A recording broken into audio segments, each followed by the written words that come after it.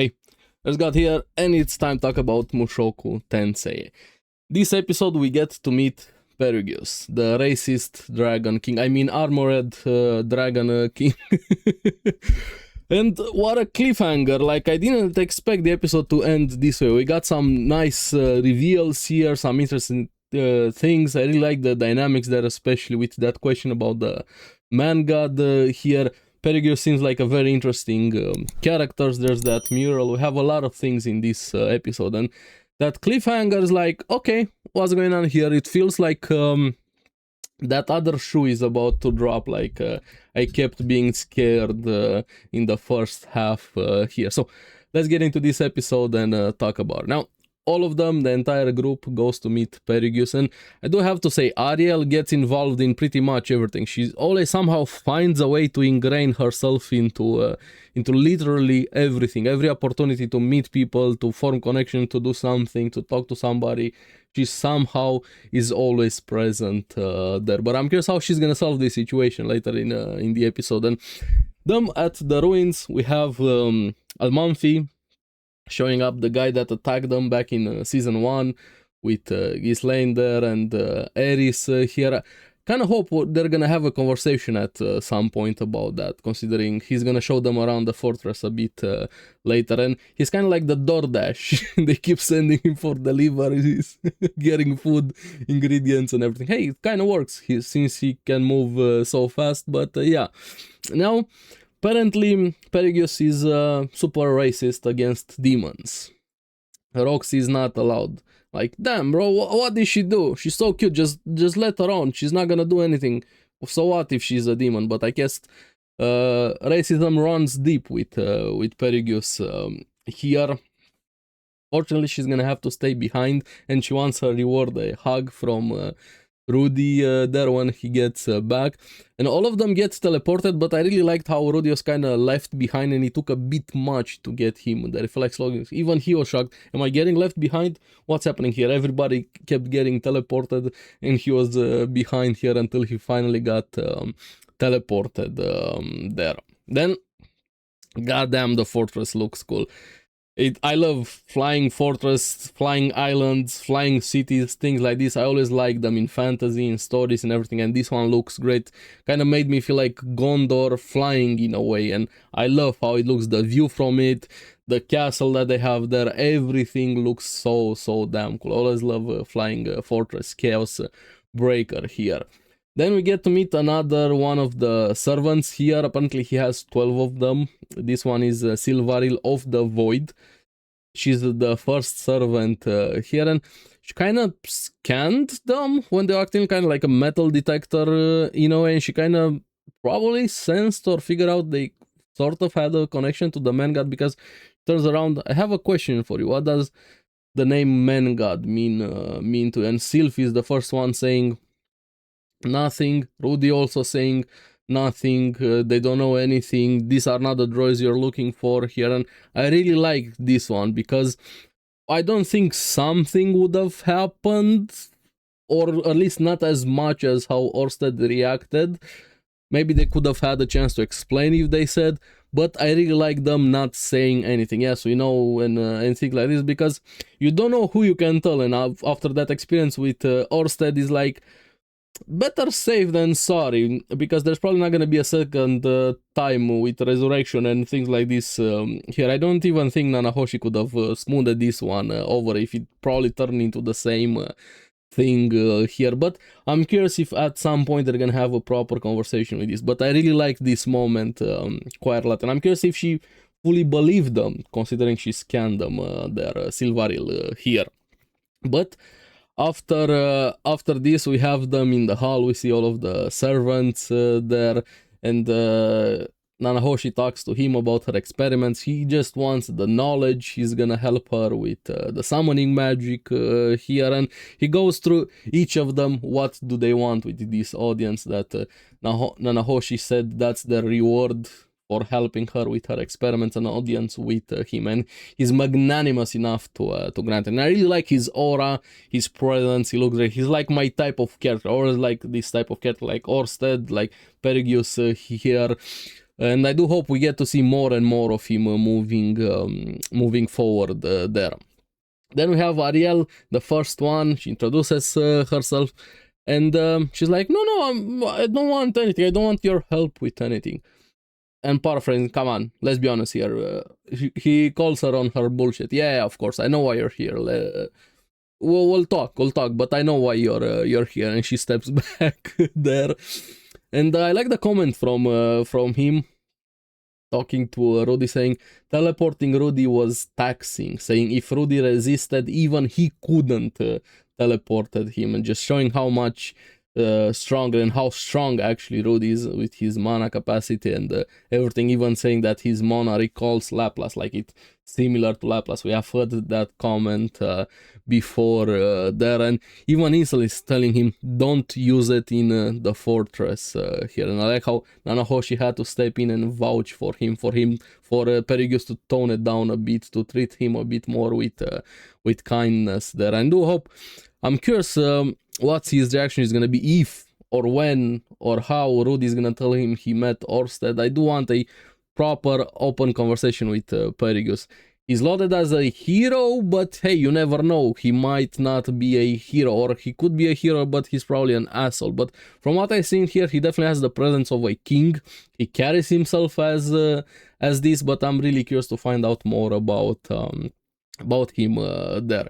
But after this, I didn't expect this one, Rudy asking for help with Zenith. That's why he's here, about her condition and everything. But what I didn't expect was him just, hey, but you already know somebody that went through this, right? And referring that these conditions, stuff like this happen when people are turned into the heart of Labyrinth. They lose their memories and they get these mystical powers, kind of like curses here. And there's another one, similar, and referring to Elenalis. I'm like, oh, okay. I didn't expect Elenalis. That's her history, so to say, here. Apparently she got saved by somebody from Perugius here.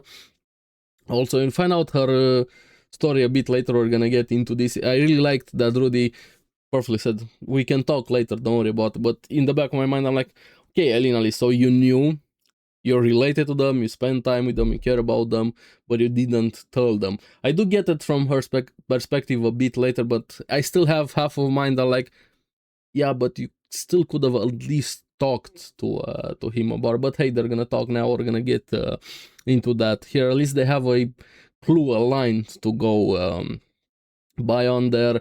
I think Zanoba's probably the happiest here. He steps in, asks about the dollar journal. The symbol are similar to the inside of the fortress here, and Perugus says those are from the Mad Dragon King Chaos. He died decades ago, and asks him, what did you think about it? Was the doll cool? Do you like it? And Zanoba goes into his spiel how much he loves it, and Perugus is like, oh, a man of culture, I see, also enjoy art. So they kind of bonded a bit there. He's gonna show him later more pieces by Chaos. I hope we find out more about Chaos here, but Zanova probably made the best impression here. Then we have Sylphie. But before she could ask anything, Silvaril whispers something to Perugus, probably from the scan that she saw, or she figured out something. That's why I'm really curious what exactly is happening there, what exactly she whispered. And he says, do you have a son? When he finds out Sylphie and Rodius are married. No, you just have a girl. When you have a son, bring him to me to give him a name. I think that's a giant honor, but I'm really curious about the why. Why did he offer that? What exactly does it mean? And so on. Maybe we're gonna find out later here. But what Sylphie wanted, I really like how determined she is here, and can see a bit of the change in her demeanor a bit, asking about the mass teleportation, what exactly happened, who did it, what caused it. And he says he doesn't know. At first he thought it was connected to Laplace, but it's not. And he says nobody in this world could have done it, saying happened by chance. I'm like, I could be a natural disaster, but I'm not sure about it. too big, but maybe in a fantasy magic world or something. Just maybe he doesn't know and he just attributed with him not knowing, saying, hey, if we don't know, we haven't found anything, it could just be natural. Like, I don't know, it's still a big mystery, but at least Perugius doesn't know what exactly it was. So that was pretty much the audience here, tells them to go relax, spend some time in the fortress here. And I really appreciated they didn't drag it along. I was expecting maybe in 1 or 2 episodes to have the conversation with Elenalis, but we have it instantly after this, and I was so happy. Thanks for that, Elenalis, with Rudy, and she kind of tells him her life story, or at least what she remembers, because she doesn't have her original memories back. She lost her memories and emotions, and she got taken in by an elf village there. She was taken care of. Her emotions slowly returned. She married. Memories never came back, but then the curse activated here, and but also she started creating small mana crystals, 1 per month, which kind of helped with her life finances here. Her husband died being attacked by bandits. That curse took over her life, and she started sleeping left and right, and the village kicked her out there. But now her life is in a much better place, an adventurer. She kind of how she got to this point, and now with Cliff, she really cares about him, and saying Zenith's situation is different. She kind of feels it this way. The only thing they can do is wait and see, and I can understand it from her perspective why she didn't want to open up to talk about this, but also on the other side, you kind of knew something that could have helped Zenith, could have helped Rodi, could have helped Silpi, all of them. This is what they were looking for, and you kind of had that information. I get it's very hard for you. I understand what she went through, the trauma and everything, but at least she was open in this moment. She said it, but I'm really curious what exactly happened with her. Also, why do the labyrinths do this? But I do hope with Zenith, she's showing some signs of slowly recovering. But does that mean she maybe is gonna get her consciousness back, but she's not gonna get her original memories back if she gets a similar situation with Elenalis? But she's showing signs of recognizing things and people, so it's different, not the same, but different. I don't know, but hey, something to go on. At least we have some information here, and I'm really curious about this. I want Zenith back so much there, but we're gonna have to wait and see. Then they take some classes with Silvaril of summoning magic. Here they use Almanfi, DoorDash or Uber Eats, whatever you wanna call him.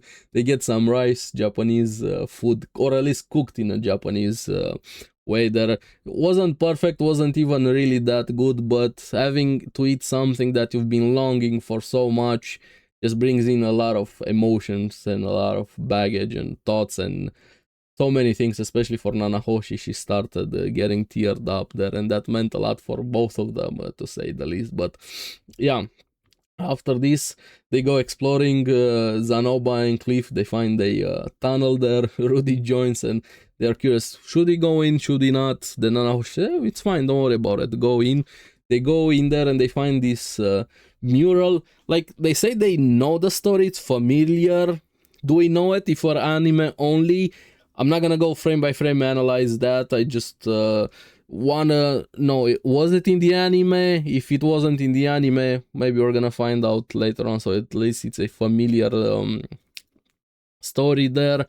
And then Perugius joined, talking a bit about it, saying he doesn't really like the mural. It was the only thing left when he took over the fortress there, so he has some history with it. He doesn't really like it there. So yeah, we'll have to see with this mirror. But I like how open he's. Yeah, go around everywhere. It's open. It doesn't matter. It's fine. It's fine with me here. After this, we find out from Sylphie talking to Rudy that Ariel has been trying to get his favor, Perugius's favor, but anything she offered is like, yeah, I don't need that. Like Rudy's advice, first get to know somebody, or at least buy them dinner before you ask something of them. So kind of has to start getting to know him. And I'm really curious, what can you offer somebody like this? Like, the first inclination that I have for, he seems to be really curious about knowledge, science, magic and things like this. Telling him something he doesn't know. But I'm curious if Ariel could offer something like that there. We'll see if she gets her help here. Then we have Nanahoshi showing up, asking for another round of detoxification, and Sylphie helps her. The mana feels off, something feels off. She tries to use it more in her face here, and Nanahoshi starts vomiting blood and fully passes out. I'm like, damn, that escalated quickly. I'm like, is it overuse of detoxification? Is it not just a simply she got overwork? Did she get infected with something? Have no idea what's happening with her, but yeah, she doesn't age, but apparently she can get very, very sick, and it feels like this is the other shoe bound to drop here with Nanahoshi. It's gonna be so fucking cruel if there's no way to help her, save her, and I do feel like she needs to take a step back a bit. I know she really wants to get home, I understand this, I'm on her side, I get it, but she hasn't been taking care of herself, and I feel like this kind of got her into this situation, to say the least. Like, yes, you want to get home, but you should be able, in condition to do that. I get working, trying to solve the problem that you have, but if you're gonna die along the way, kind of defeats the purpose, no? But yeah, I'm really curious what's going to happen with her. But yeah, this was a great episode. We've met Perugius here, the racist against demons, and especially Roxy, poor Roxy. I'm really curious where the next episode is going to go, but it feels like we're moving. Don't get me wrong, I love the slice of life, the family episodes. You guys can watch my videos. It's a character focused series, but I also want the plot to move forward a bit, and it feels like we're getting to that point. So let me know in the comments below what you guys thought about the episode. As always, thank you very much for watching. Remember to like and subscribe, helps me a lot, and you guys get the latest videos on the series that I follow. So keep enjoying Mushoku Tensei. I'm gonna be seeing you on the next one. Bye bye.